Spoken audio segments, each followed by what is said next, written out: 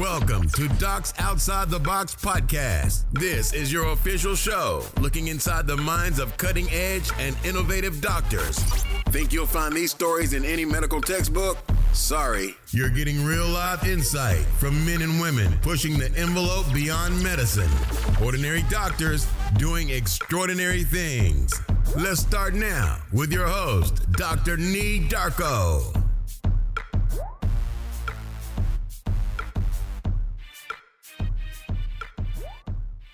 What's going on, everyone? This is Dr. Nee, and I'm joined by Dr. Renee. What's going on? What's good? How you doing? I'm doing well. What's up? So this is another segment of Ask Dr. Nee, and we're recording this on Valentine's Day. Oh, how romantic. Yeah, very romantic. So we've jerry-rigged some type of crazy cockamamie system where we got a camera system upstairs watching the kids, and we're taking a moment to record. Let's see how long this lasts. Yeah, he doesn't like to sleep.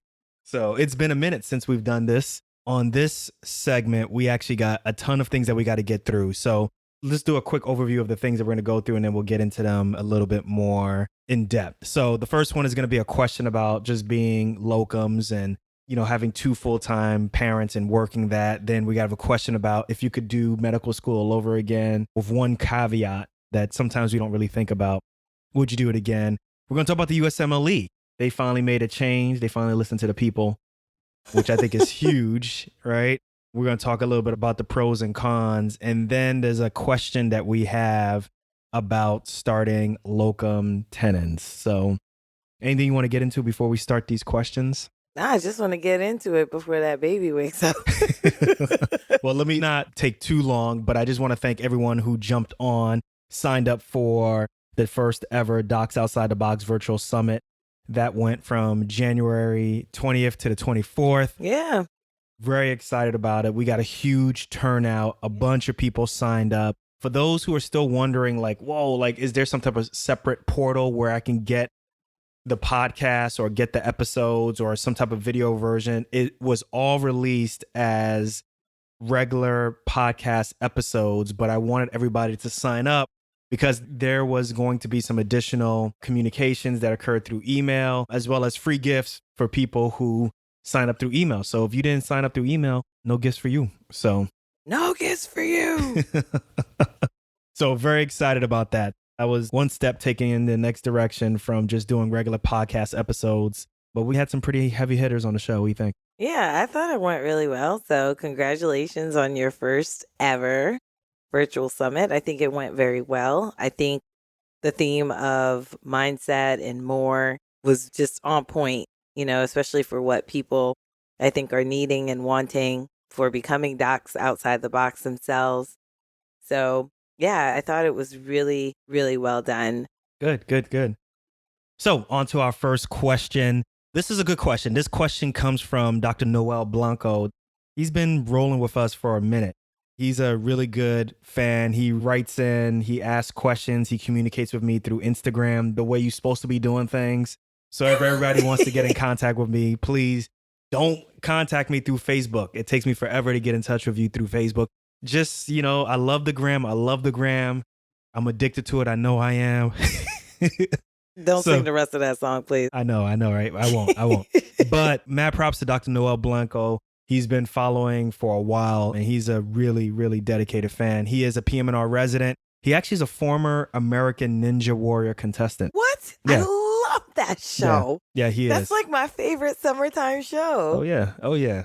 He's a veteran also, so salutes to you, Dr. Noel. Mad props to you. Thank you very much for your service. You can follow him on Instagram at Dr. Noel Blanco.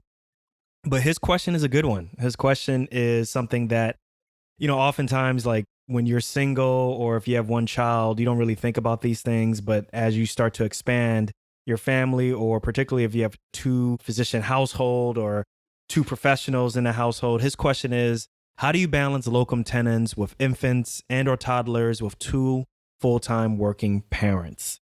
With us, you know, we look at things a little bit differently. Do you want to answer this question? Do you want to kind of tackle it first, since you are kind of in depth with Sure. you know, some of the decisions that you had to make? Well, first, I have to disclose that I am definitely not a full-time working mother at this point. As I think I've said plenty of times on the show, I'm kind of like the stay-at-home OBGYN doc, mom, whatever. But even when we did have one child and we were both kind of more heavily doing locums, it was still a challenge, right? I was fortunate that my locums gig mostly was from home, but I did have one gig that was away that I had to travel. And so that first job was basically you would be second backup. So you would do the C-sections or any type of difficult deliveries for the family medicine doctors. Exactly. So it was an unopposed family medicine residency at this place. Right. And you would just be backup for them. Yeah. So I'd be backup, able to take call from home. But the other job where I wasn't able to take call from home was 3 hours away. So I had to obviously stay where I was until my assignments were done. But the way that we tackled it was that we just kind of went on opposite schedules. We'd look at your schedule, look at my schedule, and then decide, okay, you can work this weekend or this week or these couple of weeks, and then I can work that weekend or this week or whatever it is. So you just have to go opposite schedules. And then there was a point at which, obviously you were traveling and then we traveled with you. That was when we only had one, but I was pregnant with the other. Yeah, we didn't do that again. Yeah, with an almost 2-year-old who doesn't have a special seat sitting on our lap on 2 connections. That was painful. Yeah, that was extremely painful. And then we got stuck and had to drive back from Chicago. Yeah, I had to drive all the way back from Chicago to Pennsylvania. It was a little bit painful, but I mean, I would answer that question to just simply say that if you are working locums anyway, if you're working locums, try to go on opposite schedules so that someone is home with the kids. Now, if you can't go on opposite schedules, then that's where, childcare is going to come in. Childcare is a beast. Yeah. Yo, the rent is too damn high, yo. Childcare is crazy. Yeah, it's extremely expensive as we are, humbly learning. There's like the Whole Foods of childcare. And there's the Walmart and then there's the Aldi's. Exactly, of childcare. Yeah. Damn. And I mean, childcare can look a lot of different ways, right? It can. That's what I'm saying. Look like Whole Foods. Right? That's not what I mean. It could look like Walmart or it could look like Aldi's. That's not what I mean. I mean, in terms of how do you structure your childcare, right? So, if you have family and your kids can stay with your family and, you want them to stay behind or just choose to have them stay with family during the day while you're doing locums, then you can do that. Or if you have assignments that are away and you absolutely want your entire family to travel with you, then perhaps you bring a nanny with you. Or there are some daycares that will kind of allow you to come on a temporary basis. So if you're doing a week-long stint somewhere and you want to bring your kid, and you've done your research on this place, they may actually allow you to stay for about a week or so. So you mean the child? The child. The child will stay at the place. At the place, right. Yeah, at the place. And then some hospitals actually have daycare. So I think that's few and far between, though. Yeah. Right? Yeah. I mean, you can structure it any way you want. You just have to feel comfortable with whatever you're doing with your children. I like the, opposite schedule thing because I prefer for my children to be with a parent, especially if one is going to be away. We try not to ever do both of us away at the same time. I don't think we've ever done that before. No, we haven't done that. No. Well, we did it one time. One time we had to do it. You had to go to work and then I was still doing a locums gig. And then you had to leave our son with my parents. Okay. So yeah, maybe just one time. Yeah. For a short period of time. But yeah, like you can structure it however you want. You just have to be creative, right? Remember that you don't necessarily have to do it one particular way. Just be creative. Obviously, make sure your kids are safe and you can pretty much do whatever you want. Yeah, and embrace the creativity. Like there's no one way to do this. It's your way. Don't worry too much about what other people are going to think because everybody for the most part is going to be used to doing things the traditional way. So I think that as long as you have a relationship and you make a pact with your partner that whether you're going to do alternative weekends or alternative weeks, or you're going to do something where you get a nanny or an au pair, whatever it may be, just, make sure that you guys kind of think about plan A, plan B, plan C, and don't be afraid to kind of change direction if you need to, if things aren't going the right way. I have a tendency to kind of stay on path, whereas Dr. Renee has a tendency, like she makes a plan, and then if it's not working, then she's okay with changing it. I don't like that. Yeah. That's the plan until the plan changes. Yeah. Yeah. So that's our answer to that. So I don't know if anybody else is listening to this. If you have some really creative ways, and you want to share that with people, there's no judgment here, no judgment zone here. So go ahead and go to drnedarko.com. On the right-hand side of the screen, there's a little tab that says Ask Me a Question. Go ahead and leave your comment, leave your advice, whatever it may be, leave something there that you can record it, and then maybe we'll play it on a future show. Or go ahead and, send me a message through Instagram. All right? Not Facebook, Instagram. I'd actually love to hear what some other people are doing. I think that would be really helpful because me, I like to just see what other people are doing and see, whether or not we can adopt that. I think we should consider an au pair. Moving on. You talking about childcare is expensive. Now you want an au pair? I don't think you know how much au pairs make. But if you do the math right, I don't know if they really make, but think about it. They cook, right? Not necessarily. Well, I don't know we if would you find saw the the ones who cook. uprising of the au pairs recently. What's that? That's another story for another day. But essentially it was like, a lot of au pairs are actually being used for more than just the childcare that they signed up for.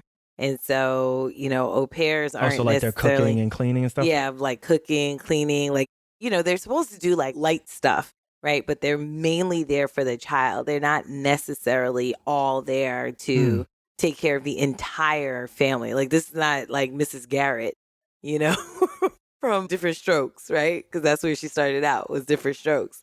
So that's more like, a housekeeper or a maid or, something like that. But au pairs are not maids. They're Furline Maria from The Sound of Music.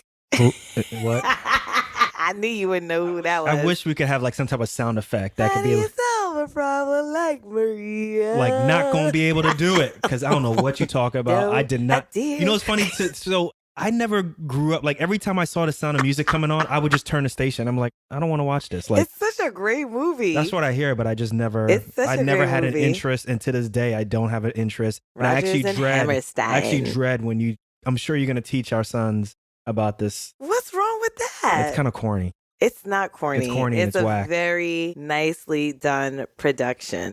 You could play Do the Right Thing to them. I could play Do the Right Thing to them. I watched that too. All right, next question. Let's move on. Child is about to wake up. So the next question, this is a good one. Next question is, if you could do it again, would you go to medical school? And what that person is saying is, knowing all the different healthcare positions that exist now, would you have taken a different route? So like CRNA. Right. CRNA, which I think is the biggest racket. PA. In a good way. The biggest racket in medicine, right? I think like that is a good. A CRNA. That's a great gig. PA, physician assistant is a great gig. This is a good question. This is a really good question. I think that for me, what I would say is I took a very myopic. Does that mean like my definitions are?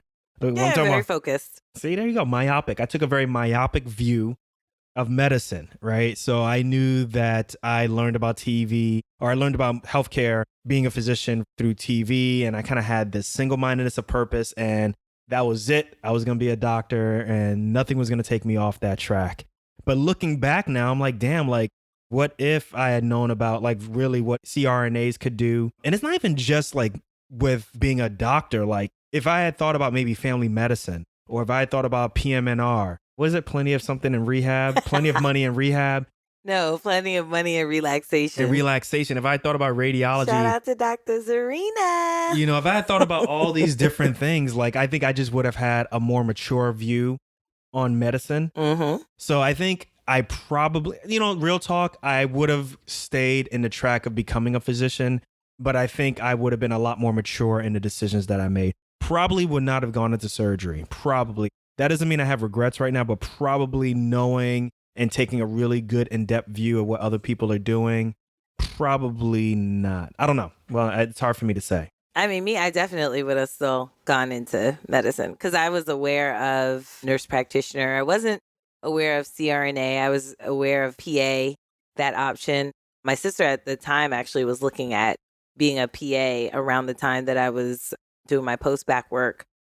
And then someone had talked to her about being an NP as well. I actually was already aware of those options, but I wanted to be a doctor. That's what I wanted to be. As far as specialty, I mean, anybody who knows me knows that I wanted to be a pediatrician originally. That was what I wanted to be for a very long time. And then I got to my pediatric rotation, and man, did I suck. I was like, I don't know what's wrong with these kids. In veterinary medicine, yo. Put some tussin on their chest. I don't know what's Some Vicks wrong. Vapor Rub. You know what I'm saying? I sucked at it. Child has a fever for 5 days. What is it? I'm like, I don't know. And the thing that drove me nuts is like pediatrics, they're so hardcore about it, yo. Yeah, I can't. It's like, damn. I can't. I couldn't. But anyway, and I didn't want to do kid. OB. Thank you. Remember? It's like, chill out, yo. Yeah, I didn't want to be OB until I did my OB rotation. And I was so shocked to find out that I really loved it. So I think as far as specialty is concerned, I did not go into my specialty naively. You know, it was definitely something that was very surprising to me and something that I chose because I really, really enjoyed it. I could see myself doing that, being in the clinic, being in the office, you know, You're talking about being OB. being in Initially. the OR. Initially, yeah. Yeah, initially. Wait, you want to be in the clinic now? No, I don't want to be in the clinic now. No, actually, I could do OB clinic. GYN clinic is a whole different story. But, I mean, I could be in the clinic, but it would have to be a very limited way for me to be in the clinic. But either way, I could see myself doing that. I love doing the procedures. I love being in the OR, and I love deliveries. So that's one thing I didn't know about myself before going into medical school was that I was you ain't very got no hands-on. other specialty envy right now? That I envy now? Like, you got to have, I mean, Probably come on, anesthesia anesthesia. and maybe surgery. That's true. Surgery. Yeah, I really enjoyed surgery. I really enjoyed like doing surgery. Well, what and, type like of I told surgery? you- Like general or cardiothoracic or, I mean, no, there's- general. Cardiothoracic and ortho. Like ortho freaks me out. I don't even know how people do ortho. or carpentry, you mean? Ugh, I just can't. When the metal is sticking out of people's freaking bodies, like I can't. Oh my God, I'm just getting nauseous right now. I Well, can't the even fact that they use deal the with same it. drills that I just can't. I can't. It's I literally feel like right I'm there. watching the name of that show, Home HGTV? Improvement.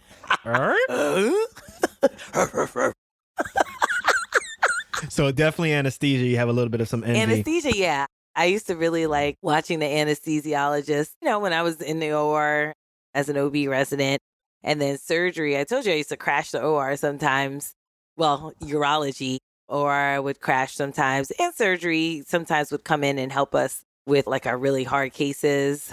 Or if like gyn-onc was doing a case that was really close to what, you know, surgeons would do, like they do the colostomies. Remember that month I did a whole bunch of colostomies and you were like, how'd you get all those colostomies? I'm like, gyn-onc, I don't know. Yeah. So to answer the question, I think we both would say we would definitely do medical school again. Mm-hmm. I think for me, real talk, as I think I just was so myopic, I should have considered other things. Now, that being said, my sister is a nurse. So we were going around. She was in nursing school the same time that I was in medical school. So I knew about that. And my mother's a nursing assistant, nurse's aide. So I knew about that. But I think I had too myopic of a view. I keep using myopic, yo. That's the word of the day. It's the word Word of the week. day, yo. Word of the week, yo. Yeah. Yeah, nobody knows that about you. What's that? That you have a word of the week. You've always had a word of the week since we met 17 years ago. You'd pick a word and you'd say that word for a whole week. I'm like, what's up I don't with think this that's guy? true. I just think that I just No, have a I really think good that that's very vocabulary. true. I have No. a very good vocabulary. You're not familiar with these words. So for you, they stand out. And you're like, oh, well, where did he pull out this word from? No. Superfragilocalistic You're like, where did that come from? Okay, first of all, anyway, Everybody knows that's a word. you have a word of the week. You do. You have a word No, of the I don't week. think so. Yeah, you do. Watch, you're going to say myopic for like the next 5 days. Watch. Moving on. So one thing that I think we all should be high-fiving each other about is, and this is actually, I think that I'm the one who came up with this idea first. So Ever. I think the USMLE, whoever is the organizing body Uh-huh. before this, all of you guys out there, particularly you medical students who are about to take your USMLEs, and January 2022. 2022. Y'all need to come and thank me for this because I came up with this idea in my mind. But basically, the USMLE You were the first finally changed for the step 1, changed from a 3-digit score to a pass-fail outcome. And this effect is going to take effect January 2022. And they're saying that this is based off of input from feedback and surveys. You know how I knew about this? How I found out that this is from input from feedback of surveys and Because you filled out a survey? no, because they actually have a podcast actually. So I listened to their podcast. Okay. I listened to quite a few podcasts. You do. But they actually have their own podcast. You guys can check it out. It's called USMLE Connection. Mm-hmm. It sucks, but you know, it's real being real. Don't talk about people It podcasts. sucks. It's by the USMLE. They don't care. This is not even their primary podcasting gig. But they said that basically based off of the input from feedback as well as surveys, you know, decide to change it. And they feel that it's more appropriate to focus on step 2 CK. So the clinical knowledge version. Which is also pass fail, by the way. No. Isn't Clinical knowledge. You're talking about clinical skills. Oh, Right. gotcha. So this is step 2 CK. Okay, CK. So basically just step 2 Yeah. that we think of step 2. And then we always say step 2 CS. So Right. step 2, the actual written examination is going to remain a 3-digit score. Okay. Right. And they feel like this is a more predictive way of measuring physician performance. So here's a question. Why have step 1? Well, I think they're saying that step 1 should just show competency. So they're Okay. saying step 1 should show competency and also should help to decrease the stress that goes with getting all of these, you know, highest scores and so forth, and really focus on being a more, I guess what they want to say, being more of a well-rounded student, someone who's going to be able to take the basic sciences, combine that with the clinical Yeah, but isn't that acumen, just and then step takes- 2? but that's why they're remaining step 2 as a numerical score. Okay. In my opinion, well, let's keep going on this. So they're currently not entertaining changing step 2 CK, like the clinical knowledge written examination, or even step 3, which makes no sense to me. I don't know why you want to keep step 3. Everybody knows step 3 is really just kind of that hoop you need to jump through while you're in residency or when you finish residency. Yeah, I don't know too many people who've had trouble with step 3, to tell you the truth. Well, look, there are people who have trouble with these tests in general. No, I know in you know, general, but I I'm just saying, think that why make step 3 a numerical score? Because basically the whole point of this, really, ultimately the whole point of this is to make it less competitive, right? Mhm. Is to make step 1 less of a competition and more of a competency, right? which is what these board examinations really should be doing, Yeah, right? absolutely. You just need to pass and then you can move on to the next thing. You've shown a certain level of knowledge, being able to you've and taken a acumen, standardized right. test and you should be able to move on to the next part of your training. Same thing with step 3. It's like, who are you competing against at this point once you're taking step 3? So Right. why should that be some type of Yeah. numerical score? So they went ahead and created this chart. So I have it here. You guys can't see it. The audience can't see it, but I have it right here. So we have a little graph that has the pros and cons of switching. So some of the pros they have is the USMLE often is highly reliable, objective assessment of relevant competencies, a national standard, right? Of the Okay. USMLE written exam. The cons are a passing score in USMLE demonstrates minimum competency. Pass-fail reporting suffices for this. One of the other things they say is licensure requires only a pass-fail outcome, which I think is the ultimate goal, right? That was going to be one of my points, is that pretty much you could fail or you could pass with the lowest grade ever on every single one of these exams and you would still be licensed. So what's the point, right? What's the point? Because you're just required to pass anyway. You know how I used to talk to you about this. I don't know if you remember which direction I'm going with this, but basically, remember I said, like, it is so hard to get into medical school. Like, it is so hard to get into medical school. You got to get a certain GPA. Then you got to get a certain score in your MCAT. Then you got to go on interviews. Then you got to fly on these interviews. Then you got to get letters of recommendations. Then you can't even allow the people You who wrote got the to do letters. extracurriculars. Extracurriculars. Then you got to let the people who want to do your letters of recommendation, you can't even see it. They got to sign the back of the envelope. Right. Like, there's so many steps to make sure that Well, when you get in. now you can upload them, me. Okay, but you know where I'm going with all this, right? Like, they make it so hard. Why should it be just as hard to graduate? I actually disagree with that. I think if everybody who gets into medical school, if you're so rigorous, right, you make it so hard to get in, why is it so difficult to graduate? To me, it's almost like, do you not trust the way in which you're educating your, Right. you know, Or do you not trust your admissions process? Well, right. That's what I'm trying to get fun to. fun fact. I did a blog post on this on my website a couple of years ago. And, it was so easy to get into medical school years ago. And actually, there was no MCAT. The MCAT actually started with first year medical students. And then they decided to move it to pre-meds. But part of the reason that the MCAT, they didn't call it the MCAT at first. It was called like the Scholastic Aptitude Test, kind of like the SAT, something like that. Part of the reason that that test even existed, the MCAT anyway, was because 50% of people who were let into medical school were failing out. 50%. So they made the process, the admissions process, so much more rigorous. So that, I agree with you. It's like if you've made the process so rigorous, there really shouldn't be that many who have slipped through the cracks that you made a mistake and let them in, right? It should be a very, very low percentage, which if that's the case, then why are you making it so hard to get out of medical school? Now, I know a lot of people listening to this are going to be like, oh, but medical school has to be hard or else everybody else would be able to do it. It's like, no, because your first pass is Hard as actually hell. to get in. That's the first thing. So no, not everybody would be able to do it, right? So it's like, why? Why make it so competitive? And then I think that leads to a competitive nature among doctors, which is, part of why I think doctors have the dynamic that we have with each other. We throw each other under the bus. We go to med really? school. Come we on don't, now. That doesn't occur. Come on yeah, now. exactly. We don't share notes. We're trying to one up each other. It's just, this hierarchy of specialties. So it really, I think, fuels just the whole competitive nature of things when things are going wrong in the hospital and all of the doctors can band together. Nobody wants to band together because everybody's out for self. I think that is fostered just in the culture of medicine. So we went ahead and we put this question into our Facebook group.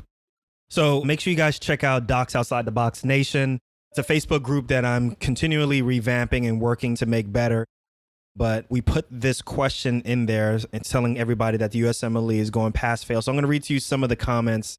Yeah, so we asked, would it have changed anything for anyone back in the day? I think one of the things that probably most people think about when you ask that question, so would this have changed anything for you back in the day, is obviously what kind of specialty would you have chosen, right? Like, would you have chosen something that is considered quote unquote competitive versus something that is not so competitive? I'm not going to say which specialties those are, but you know what I'm talking about. So some people wrote nah, some people wrote nope, some people wrote no, but I'm glad to hear this. One person wrote, this means that residency match will likely be more heavily determined by the rank of the medical school, publications, and letters of recommendation.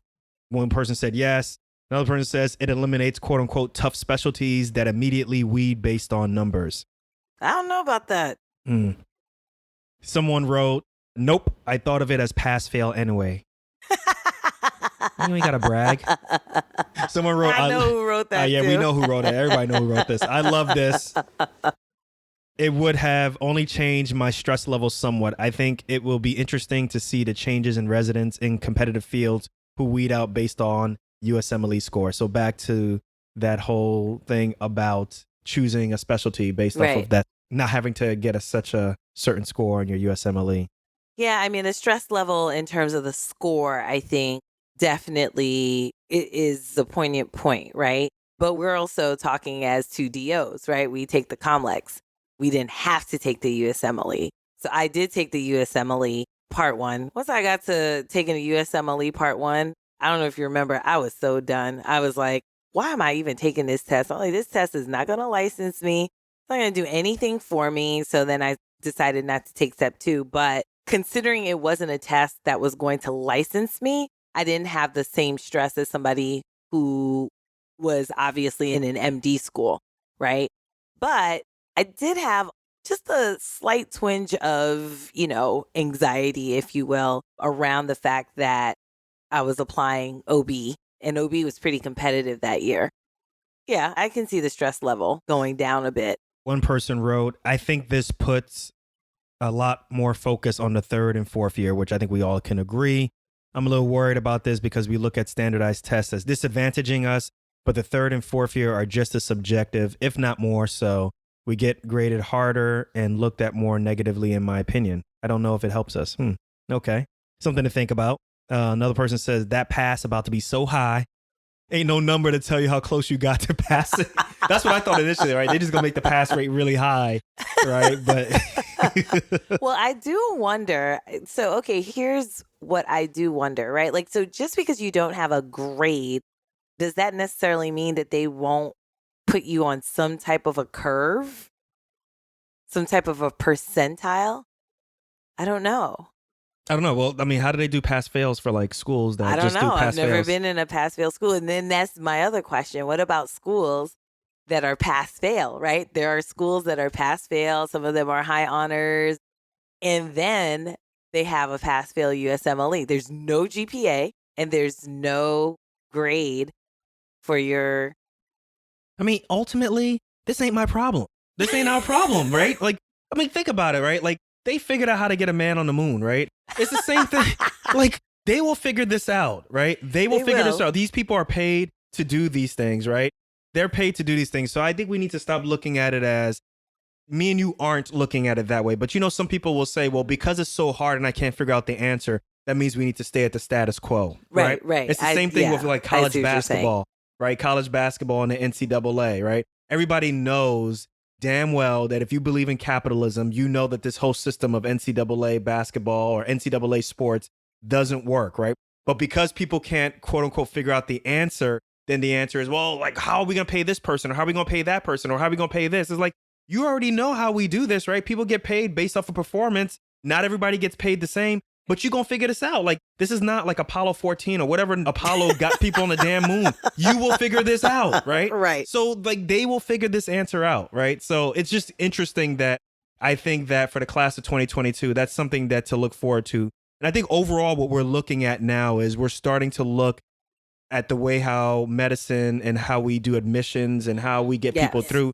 to look at people more on a more personal, on a more well-rounded, as opposed to just numbers. So I'm going to, with that comment, with that comment, I'm going to dead that. So let's move on to the next thing. The next one is something that we can talk a long time about also, but this is someone who wrote in and said, I'm currently a sports medicine fellow and recently heard your interview on WCI, which is short for White Coat Investor. I did that interview about a year ago. Heads up and shout out to Jim Dolly with the White Coat Investor. Thanks for having me on.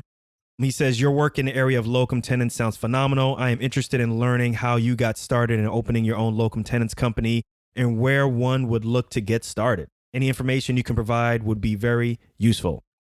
So, Tom, thank you very much for writing in. This is a really, really good question. So I'll let you start because you're the one who actually got me into locum tenens. You're the one who kind of like was the gateway for me. I'm the gateway drug. Like you knocked on my door like, yo, check out this locum tenens I'm the gateway drug. locum tenens dog. And then I came back like, yo, this locum tenens is off the chain, yo. I gotta have more, yo. Give me more. Okay, and you're like, got him hooked. Scratching and itching, guys. Yeah, so I mean, it's a fairly easy answer, right? Because you could go full blown, have a locum tenens agency, or you could literally just. Well, why did you decide to do locum tenens first? First things first was that when I was graduating from residency, or right before I graduated from residency, I had one of my attendings who introduced me to the idea of locum tenens. And she just kind of explained, she actually didn't even name it locum tenens, but she called whatever. Anyway, she was describing this thing that how she used to cover for different docs and things like that. And I was like, oh, that sounds really cool. Then I had another attending who had come from private practice, and her experience coming from private practice was that when it came time to dissolve the practice, it was worse than a divorce. So I was like, oh, okay, that doesn't sound very appealing. And then there were obviously the other attendings who were working in our program. And I would just watch them and be like, man, like, is this where you really want to be? Some of them, not all of them, but like, is this really where you want to be? So I started thinking about, well, I don't know what setting I want to be in. I don't know who I want to work with. I don't know what kind of practice I want to have. I could see myself doing all the things that I mentioned before, but I just didn't know kind of, how that would be structured or where I would be. So I decided to do locum tenens. And once I started doing locums the year after I graduated, I absolutely loved it. I loved it because, one, of the flexibility, two, the level of autonomy also that I got with locum tenens. I felt like there was a level of autonomy that I would not get if I had been employed. But three, just going to different places and meeting new people, seeing how different hospitals work. For me, that was fascinating. So it just gave me a real sense of, okay, this is the kind of practice or this is the kind of hospital that I want to be at. So that's why I started doing locum tenens. And then eventually I introduced it to you, Dr. Where Nee. does money fit in this? Like, you didn't even put it anywhere in your list. Money? Yeah. Well, I didn't know. You have to understand, I didn't know at the time that locums, like, people made more with locums. Like, I didn't know that. That was just a pleasant surprise to me that people made that much money with locums. Like, I didn't realize that until my bank account started looking like. Like, Renee, where did you start getting these red bottom shoes? I don't You was wear rocking red Reeboks, bottoms. 5411s. Now you rocking. Okay, you know what? Ain't nobody rocking no Reeboks 5411s, okay? That's all you. No, I definitely agree with that. Like, once you told me about this while I was finishing up my residency and then definitely into fellowship, I had a hard time considering it, but it really was the best decision for me. It took a lot of pressure off trying to find that first job, out of fellowship, and really gave me an opportunity to see different types of practice styles, practice management, the way in which, colleagues work together, things like that was very, very, very, very helpful. And then also it helped me understand my worth. Yeah, you want to tell them the story about how you were applying and what was the tipping point for you to start doing locum tenens? Yeah, I mean, I shared it on a different episode before, but basically I had a really nasty interaction with a trauma program, just very nasty with making a decision. Their contract was so difficult. It was such a difficult process with negotiating with them for a contract. And I had known that people had some issues at this place before. So I needed to make sure that things were delineated. And I think what I was asking for wasn't really much at all.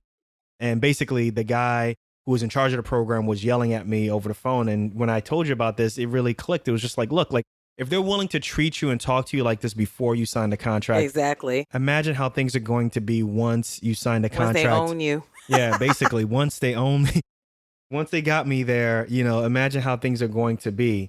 So that was one thing that really gave me a lot of time to pause.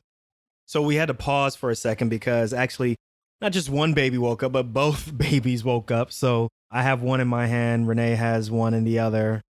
This is how you make it happen. This is how you make it work. So you may hear a little bit of some noises in the background. That's one of our sons saying something. So what I was saying is that initially I was just an independent contractor, kind of looking at things from a rear view mirror of I could have done this, I could have done that, I could have deducted this if I was a company. And once I started talking with other people, once I started really reading about, LLCs, S Corps, all of those different things, that's when the next year, we're talking about year 2, year 3, I decided to make myself an official company. And then that's when really things kind of just accelerated and went to the other level. Right. Yeah. So we were permanently employed, but we were still doing locums. And we were doing it at one point under, both of us actually doing it under the company. I definitely wasn't necessarily shy about telling people that we had done locums and that we continued to do locums. And then the opportunity arose where coverage was needed. And we just got that opportunity to start, placing docs in a program as a locums company. And that's where things kind of took off. So back to your question of how do you handle locums with kids? I know, right? So how do you handle podcasting with kids? How do you handle podcasting with kids? Now, I think what I would definitely say, Tom, is make sure that you get a CPA and talk to them about what the benefits, what the pros, what the cons are of being an independent contractor. And then think about also what it would be like, the pros and cons of actually forming an LLC. There are obviously a lot more things that you can deduct.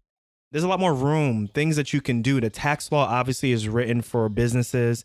There's a certain behavior that they want you to do, and you get rewarded for it if you follow those directions. So that's the way I've learned to look at tax code. That's with the help of a CPA and actually educating myself. Now, if you're looking at it from a standpoint of just wanting to be an independent contractor and you're thinking of just yourself as being a company, that's one way you can take it. Now, if you're looking at it from the standpoint of having other physicians who will work with you and work with your company. Like an and agency. Exactly. And you'll be a go-between. That's something completely different. And you have to kind of look at yourself not as just a company or as a physician, but almost like an enabler or almost like an agency where you are making those contracts directly with a hospital, but you're also allowing these physicians to have something that they could not get on their own. So for us, the way how we looked at it as we were helping docs get a lifestyle that they've always wanted. They got the success and now we're helping them with the fulfillment.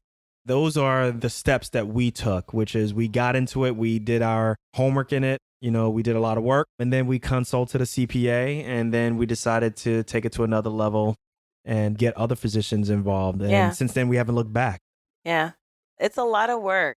I do want to emphasize that it is a lot of work to be able to find a hospital, to be able to really have hospitals sometimes even take you seriously, to say, hey, I have a locum tenens agency, and to bring docs on and figure out schedules, figure out how they get paid, figure out how their malpractice is going to be paid, figure out all of the things that potentially the law might require in terms of application to your agency that these physicians might have, right? Because there are some things that by law you're required to have from the doctors.